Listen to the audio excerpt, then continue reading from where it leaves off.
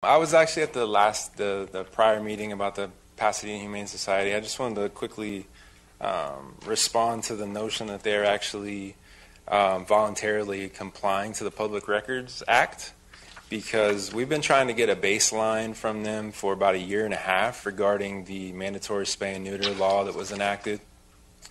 And they've been stonewalling both me, Marla Tauscher, who's an attorney who's put in official records with them. We've been trying to find out, obviously, their yearly intake numbers from 2010 up to the present, and also the number of surgeries that they've done from 2010 up to the present. That way we can have kind of a baseline to compare, so you guys also can see whether this, spay and neuter act that you enacted is working or not, or how it was intended to work. For example, Marla put in a request on October 8th of 2014.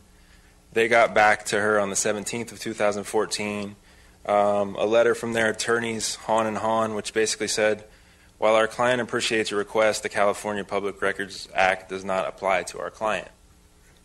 They were just in here an hour ago saying that same thing, but they were also saying that they were voluntarily responding to these requests and giving people what they're asking for. That's not true, because like I said, we've been trying to get these numbers for a year and a half. So they want you to believe that they don't have to comply, but they're voluntarily doing it. They actually do have to comply because they're serving as you guys as pound master, and they're not voluntarily complying because we've been trying and they haven't given us the numbers. And I would think you guys would want the numbers because you need to see whether this law is working or not. Thanks. For the city attorney, the speaker raises an issue if there's a relationship between the Pasadena Humane Society and the city of Pasadena that goes beyond just a mere agreement to provide service to actually be an administrative arm of the city in that capacity as the pound master.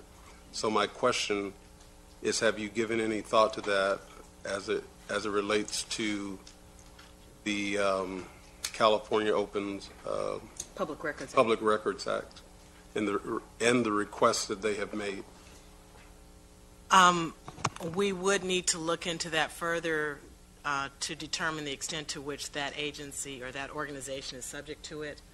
I know the fact that they have records separate from whatever records the city has, we wouldn't be able to respond to that records request, but we can certainly look at the extent to which they would qualify as a public agency subject to the Records Act, since they're carrying out some of the responsibilities. Are they in fact considered a public agency? That would be part of what we would look at. And we'd analyze the agency relationship? Yes. Okay, fine. Thank you. Michelle, if I may, this matter came up at EdTech, and that's the meeting that the public speaker is referring to. And I would like some analysis, and we gave direction to Brad Fuller, our assigned city attorney, to look at the issue, not just from the perspective of whether or not the Public Records Act applies to the Humane Society, or for that matter, any of our contractors. But I do think there's an issue of public transparency here, and I think the public is entitled, when we contract for services, to understand how those services that they are paying for are being provided.